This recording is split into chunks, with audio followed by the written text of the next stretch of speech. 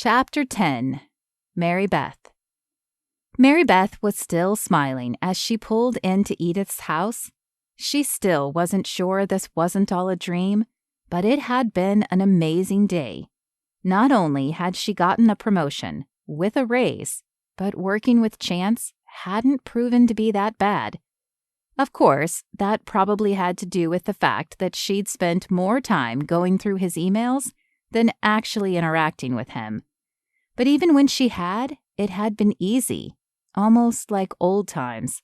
She hadn't felt this validated or this good in a long time. "Mommy!" Lucas ran to her as soon as she stepped into the room, throwing his arms around her legs. "Hey, buddy." Merribeth gave him a quick hug before signing him out on the iPad. "Did you have a good day?" "Yeah, mostly." He motioned for her to bend down so he could whisper in her ear. "Except Miss Edith said I couldn't play outside much because some man was watching." Merribeth's eyes widened at those words, and she sought out Edith. She didn't want to scare Lucas by asking about the man out loud, but thankfully Edith was already coming her direction, a mission clear on her face. "Lucas, can you play for just another minute while I talk with Miss Edith?" Merribeth was careful to keep her voice calm, even though her nerves were coiling like a spring wound too tightly. Though he was young, Lucas was not stupid, and he would pick up on her worry if she let it show. He looked from Merribeth to Edith a few times before shrugging and running back to the playroom. "What man?" Merribeth hissed when he was gone. Edith folded her arms across her chest and lifted an eyebrow. "How am I supposed to know what man? He was tall, but too far away for me to see much detail. Besides, he wore a hat and a heavy coat. I just know that he seemed a little too interested in Lucas. Didn't seem to watch any of the other kids." Fear clawed at Merribeth's throat. Had it been Colin, Lucas's father? Why on earth would he be back? Or someone else? She wasn't sure which scenario scared her more. "Why didn't you call me?" Edith huffed and threw her hands in the air. "Last week you were angry that I called you at work when Lucas was sick?" "He wasn't, actually," Merribeth interrupted. "He didn't have a fever for the rest of the night or the next day." She clamped her mouth shut. That kind of outburst was not normal for her, but neither was this feeling of fear squeezing her throat. Edith shot her a glare and continued as if she hadn't spoken. "And now you're mad that I didn't call you?" "I'm sorry, but if a strange man is watching Lucas, one who might try to kidnap him, I want to know about it." Edith folded her arms across her chest. "Which is why I'm telling you now. Are you sure it was some stranger, though, and not the boy's father?" "No, I'm not sure of that," Merribeth said through clenched teeth. "But if you knew his father, you would understand why both of those scenarios are equally dangerous." She rubbed a hand across her forehead. "Please, just call me if you see the man again. I want to protect my son." Edith's glare softened as she read the fear in Merribeth's face. "I'll call." "Thank you." Merribeth called out for Lucas and snagged his hand when he reached her side. She had a feeling she would have a hard time letting him out of her sight for the next few days. "Mommy, why are you holding my hand so tightly?" The fear that quivered in his little voice broke Merribeth's heart, and she forced herself to loosen her grip on him. "I'm sorry, buddy. I didn't mean to." As she opened the car door to load him in, she glanced around the area. More than likely, she was just overreacting, but she couldn't help but feel as if eyes were on her. "Lucas," she asked as she strapped him in, "did you see the man who was outside today?" He shook his head. "Nah, I was too busy playing." His face folded into a frown. "Until Miss Edith said I had to go inside." She should be relieved, After all, she had no idea if Lucas even remembered his father. But what if he did? Or what if Colin just convinced him? Lucas was only 5 and apt to believe him, especially because Merribeth knew he was craving that male connection. A refresh on the stranger danger talk might be in order tonight. Merribeth shut Lucas's door, and after a final glance around, she climbed into the driver's seat and fired up the old car. Thankfully, the engine roared to life. The last thing she wanted to do with her nerves all jittery was deal with her carburetor. Unfortunately, her relief was short-lived.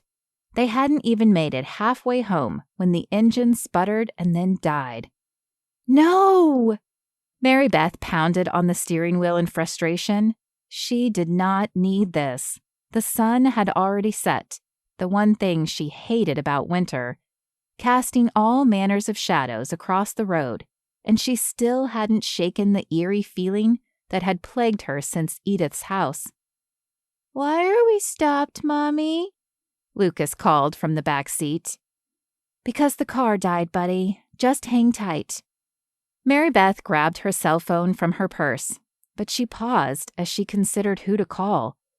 Though she'd gotten a promotion this morning, could she really afford the cost of a tow truck? Not really. Not until that new raise kicked in. Which left what options? Her mother had moved away when she remarried, and as Merribeth was an only child, there was no help there. Holly was an option, but she was bound to still be working at the restaurant. Who knew how long it would be before she could get away? Merribeth bit her lip. She had never minded having only a few close friends, always telling herself that one really good friend was better than 4 or 5 mediocre ones, who would probably be more like acquaintances. That logic had held until now. Now she found herself wishing that she had made more friends than just Holly, even if they weren't close friends. They just had to be close enough that she could pick up the phone and ask for a favor once in a while. Did she have anyone else's number even in her phone? Her teeth bit down on her bottom lip. She did have one other number, not in her phone, but on a card tucked away in her wallet. For emergency use only, she'd told herself, when she shoved it in one of the credit card holders. She certainly didn't have enough of those to fill all the spaces in her wallet. But did this qualify? It wasn't really a work emergency, but if she ended up having to sleep in her car or walk home and to work tomorrow, she would definitely be late. Her teeth paused their incessant gnawing at her tender lip as she sucked in a deep breath. Yes, she could call him, but did she really want Chance involved? A soft tapping at her window sent her heart thundering out of her chest and a shrill scream tumbling from her lips. As her mind ran through her options, there weren't many, she glanced to the window. Fully expecting to see Colin, she blinked at the sight of Chance outside her window. How in the world had he found her? "Mommy, who's that?" Lucas called from behind her. No doubt the stranger and her scream had scared him as well. She twisted in her seat to send him a reassuring smile. "It's Mommy's boss, buddy. Everything's okay. He just startled me." When she was sure Lucas understood, she reached for the door handle. Her car was old, but not so old that it had crank window handles. Another thing Merribeth had always been thankful for. Until now. Once again, she decided that if it weren't for bad luck, she would have no luck at all. Chance stepped back as her door opened. "Merribeth?" The shock in his voice told her that he hadn't known it was her, which shouldn't surprise her. He'd always been the type to just pull over and help a random stranger, but really, what were the odds? "Hey, Chance, I don't suppose you know anything about engines?" She offered an embarrassed shrug as she met his eyes. "Not as much as I'd like to, but let me take a look. Can you pop the hood?" Could she pop the hood? That was the one thing she was a pro at when it came to this car. She might not know how to change the oil, or a flat tire for that matter, but popping the hood was a regular occurrence. Sure, hang on. She leaned back in, pulling the lever until she heard the familiar soft click. A moment later, Chance had the hood up and was using the light from his phone to scan the engine compartment. See anything? She asked as she leaned against the side. She knew she should have taken the time to learn more about cars after Colin left, but it had just never seemed as important as everything else. However, now, as she stared into the unfamiliar layout and realized the only pieces she could even identify were the battery and the carburetor, it suddenly seemed a little more important. Nothing obvious, but I'm not sure what I'm looking for either. Was there any indication of something wrong? A noise? Smoke? Not really. It has an issue with the carburetor, but usually that's only when it's first starting. I heard a slight sputtering noise, but it just died. Chance glanced up at her, and Merribeth could swear there was concern in his eyes. What carburetor issue? Her teeth dug into her lip once again. The way he said it made it seem like a much bigger deal than it was.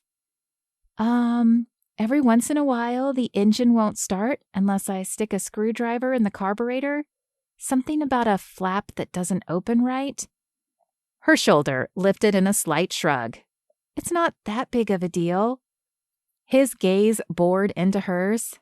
It is a big deal, especially if your son is often with you.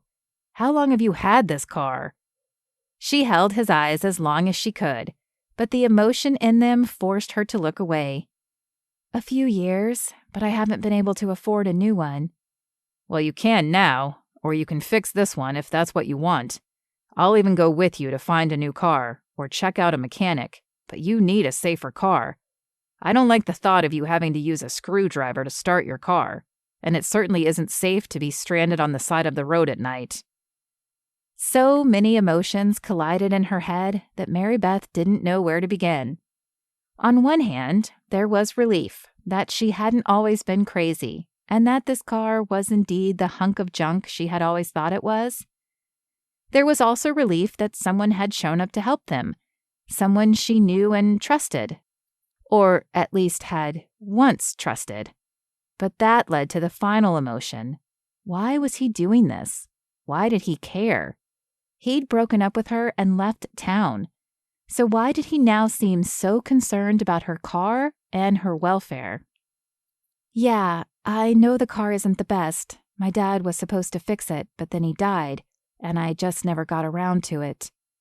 Her eyes slid from Chance's and to the asphalt as the memories of her father's death clawed their way forward.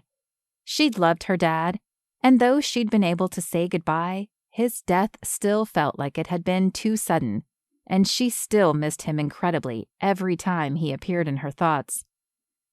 Merribeth, I'm so sorry. I didn't know about your father. His hands were on her arms, and a part of her wanted to lean into his chest, the way she had in high school. She wanted him to be her rock and wrap his arms around her like he used to while she cried against his shoulder. But she couldn't, because he wasn't that guy for her anymore. He should have known about her father because he should have been there, by her side, the whole time. She stepped back, breaking his hold on her arms and hoping it would break the hold he seemed to be having on her emotions as well. Yeah, well, you wouldn't have since you left town and never looked back. From the flinch in his face, she could tell her words cut him like a knife. A part of her immediately regretted them, but even as she folded her lips into a tight line, she couldn't find a way to take them back either. Merribeth. He held his hand out, but she shook her head. They could not have this discussion right now. Not with her traitorous emotions running out of control and threatening to release a floodgate of tears.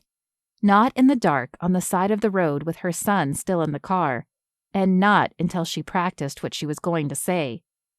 There were a lot of aspects about her personality that Merribeth wished she could change at one point or another, but her ability to have witty comebacks was always the one that kept swimming back to the top. She couldn't even count the number of times she had woken in the middle of the night with the perfect thing to say in response to something someone had said to her weeks before. It was an annoying habit, and one she was fairly certain wouldn't be changing anytime soon. So, instead, she had learned never to get into an emotional discussion until she had carefully crafted and practiced what she was going to say. Look, we can talk about that later. Right now, I just want to get my son home. Can we get the car started? His mouth opened and closed, and she could tell he wanted to say more. Instead, he sighed and shook his head. I don't think so. I'm no mechanic, so I have no idea what's wrong with it, and trial and error could take a while. Why don't you let me take you home tonight, and we'll call a tow truck to take it to a mechanic? I don't know if I can afford a tow truck right now, or a mechanic for that matter. The empty cupboards and the repetitive lunches of peanut butter and jelly sandwiches flashed in her mind. She hadn't even made it to the grocery store to buy food yet. Plus, there was still Christmas and presents. I'll set up an advance for you. Her eyes shifted to Chance. An advance? Was he serious? I don't know. Look, I know it's not enough to apologize for what I did, but it's a start. Let me do this for you. Sincerity oozed from his voice and his gaze. But she still felt the need to argue. However, before she could utter a word, a soft tapping grabbed her attention, and she glanced back to see Lucas's hand against his window. It was late, and they did need to get home, and Chance was being nice. Maybe she could swallow her pride and allow him to help them. Okay, but how am I going to get to work tomorrow? I doubt seriously any mechanic will be working this late. She folded her arms across her chest in a challenging gesture. Why she felt the need to challenge him, she had no idea, but she seemed unable to stop it. The corners of his lips twitched. Was he fighting a smile? How about I come and pick you up tomorrow? It's not like we aren't going to the same place. Then, during lunch, we can see about your car or go look at new ones. Merribeth wanted to object, but what he said made sense, and she hated that too. Fine, but just tomorrow. He held up his hands in a surrendering motion and nodded, but she didn't miss the grin that crossed his lips before he ducked his head. This was probably a very bad idea, but what choice did she have?